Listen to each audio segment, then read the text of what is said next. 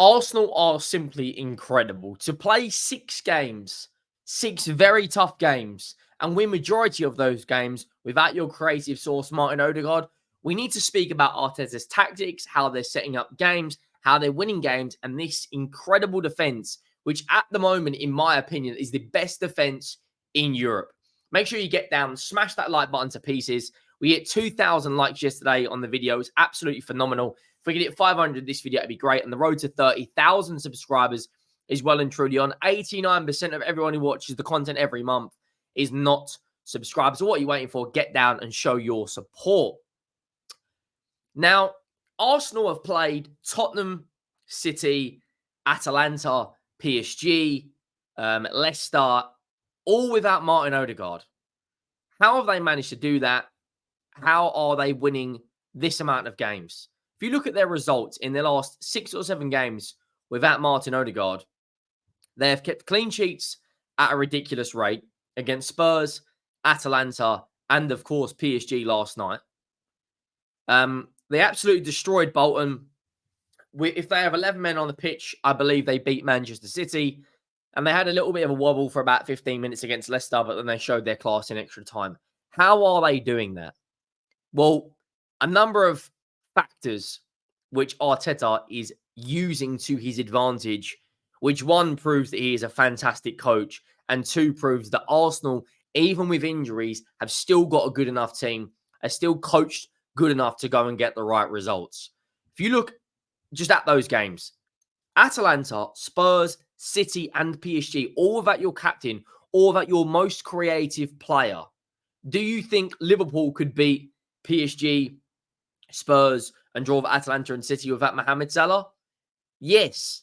But then you're really seeing the coaching side of Arne Slot. Could he do it? We don't know. Could Tottenham go and beat those teams without Heung-min Son? I'm not so sure. Could Chelsea do it without Cole Palmer? Well, they're playing incredibly well at the moment, but I'm not so sure.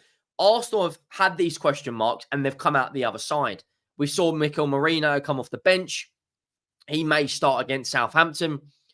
And then you look at the games they've got after the international break, there's going to be more and more question marks being thrown their way. Shakhtar Donetsk, Bournemouth, and Arsenal. I all expect Arsenal to go out and win.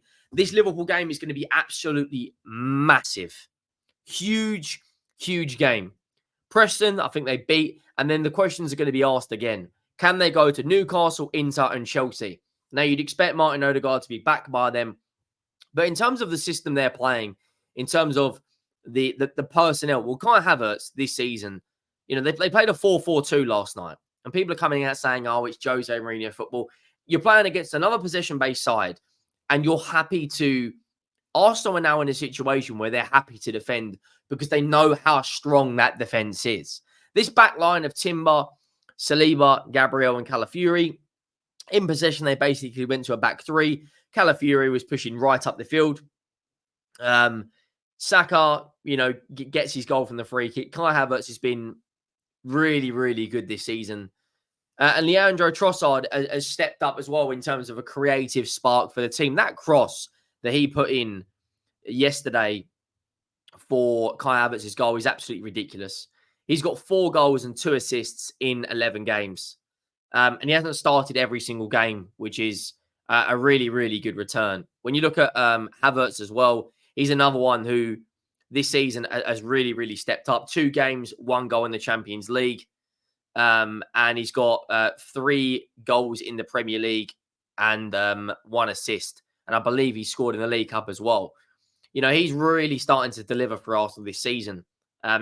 Saka's been incredibly creative this season for a guy that's not good enough for the Champions League, for a guy that simply isn't good as other wingers out in Europe. It almost seems like at times now Saka is like the benchmark.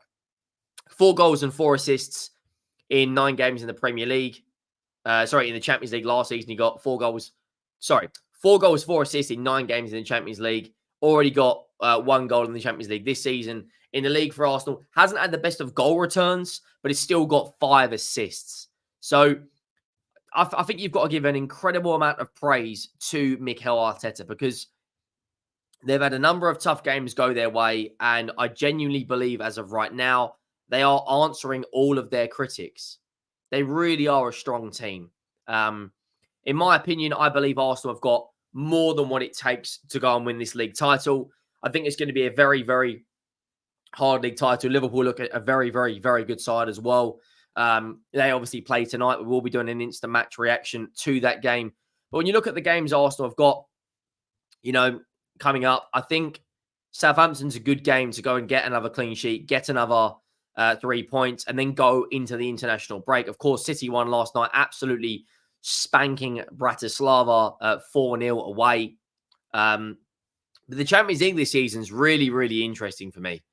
You've got the likes of Dortmund annihilating Celtic. You've got Leverkusen as well doing really well. City, of course, Inter Milan.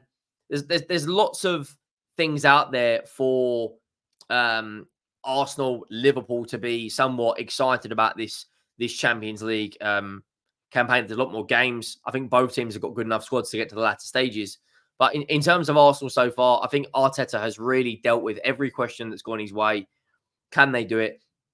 I don't necessarily buy into how, they're playing terrible football, etc., etc. They've scored 4 goals against Leicester, 2 goals against PSG, 2 goals against City, 5 against Bolton. They beat Spurs without flexing a muscle, really. They beat Villa without flexing a muscle, really. And so far, I think in the league, they've got 3 clean sheets in their 6 games. And I think they've got 5 in 8. I could be wrong on that. I think it's 5 clean sheets in 8 games.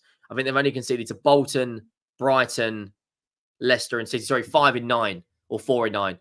Look, it's absolutely a ridiculous defensive record. Liverpool as well have got a really strong defensive record. They've only conceded 2, and they've already got plus 10 goal difference. But Havertz has really, really stepped up. I want to spend a bit of time talking about him because when he first joined this Arsenal side, it was also a lot of doubts coming their way. Is he good enough? Is he a Chelsea flop? Well, Kai Havertz so far in an Arsenal shirt has got, I think he's got, what has he got? 26 goals or is it 28 goals now? In terms of, 28 goal contributions. He got 20 in the Premier League last season, 13 goals and 7 assists. In the Premier League this season, he's got 3 goals and 1 assist. And he's got 1 goal in the Champions League last season and 1 goal in the Champions League this season. But he stepped up when Ødegaard's been out. Of course, they signed Mikel Merino. He had a bad shoulder injury. It'd be interesting to see what role he plays. Will he play the 6? Will he play the 8? Will they play a double pivot? And you'd imagine after the international break, Ødegaard will be back where Havertz has also played in that 10 as well. And they've dealt with it really well. And it almost is a bit of a masterclass for the likes of Mikel Arteta because in a lot of the games this season, I have really questioned how are they going to create the chances? How are they going to still win games? They've used their defensive record. They've been so strong from set pieces. And I honestly believe at the rate they're going, I don't know at present who's going to beat them. The game for me, where I will see how the mentality of this football club is Newcastle away, Inter Milan away, Chelsea away, and Liverpool at home. I think they can beat Newcastle at St James's Park. Chelsea will be very interesting because when Inter Milan play Arsenal, Chelsea are, of course, in the Conference League, and they've got good enough squads to go out. They've got 2 squads basically to go out there and win. And I think tomorrow night they'll smash Ghent to pieces. Then I look at how are they going to get on with Arsenal playing essentially both their first 11 in both of those games. Do they have what it takes? And then I look at that, that Chelsea side because they can rest and rotate. It almost makes it a massive, massive game for Mikel Arteta. But look, so far he's doing all the right things. He's resting players. He's rotating players when he needs to. I don't really think you can critique them at the moment. Yes, they're playing a pragmatic approach, but when you're up against possession sides, that is the best way to break them down. And yeah, so far so good. I don't really know what Arsenal have done wrong. I'm very interested to see how they play up against Liverpool. Liverpool have had a very, very strong start. I expect them to go and win tonight. Of course, they had a slip up against Nottingham Forest, but you get those as sides They've beaten Wolves, they've beaten Bournemouth, they've spanked West Ham, they've beaten Milan, they've won 4 in the bounce since that defeat to Forest. I expect them to beat Crystal Palace on Saturday and Bologna tonight. And then on the 20th of October, Liverpool versus Chelsea is absolutely mouth-watering. But, Arsenal and Liverpool, that for me is going to be the most exciting game in the Premier League. That game genuinely averages the most goals in a Premier League match of any fixture. And right now, Arsenal, if they win at the weekend, I think they'll go above. Obviously, City, I expect City to go out there and win their game as well. They've got Fulham. They did obviously slip up against Newcastle. And they've got a number of games coming their way. I think Bournemouth will be a bit of a challenge for City away. They've got Tottenham twice in the next month or so in the League Cup. And, of course, on the 23rd of November. So that League Cup game is going to be absolutely huge for Spurs. We need to go out there and get the win. But City, Fulham, I think they'll go out and beat them. Fulham are a very good coach side. Will cause them problems. But Arsenal are level with City. Bearing in mind they lost Ødegaard. Bearing in mind they've lost Mikel Merino. Now, of course, Man City have lost Rodri, but that's only a recent injury, which will be for a majority of the season. And that's one of the reasons why I don't necessarily think City this season will win the league. I think that it's opened up the door massively for Arsenal and Liverpool. You look at that January transfer window that both sides have got coming up. It's only, 2-3 months away now. If they can go out there and Liverpool can add, probably a left back and probably a DM, and Arsenal could bring a striker in, that genuinely, for me, opens up this title race massively. If Arsenal have got what it takes at the moment, and you had a sprinkle of, maybe a Victor Gyökeres or someone like that, I think that would be a huge, huge signing. One thing that's noting as well, Raheem Sterling was on the bench against PSG. I think he may start against Southampton. I think he'll go out there, probably start, maybe get some minutes in the tank. Good player, played his best football under Mikel Arteta. So it's going to be a very interesting, very, very interesting weekend of Premier League football. Make sure you go down, smash that like button if you haven't already. And make sure you get down. Let me know your thoughts. Do Arsenal, do they have what it takes to go and win the league? I personally believe as of right now, they are a strong side, very, very strong side. I think Chelsea as well are going to surprise a lot of people this season.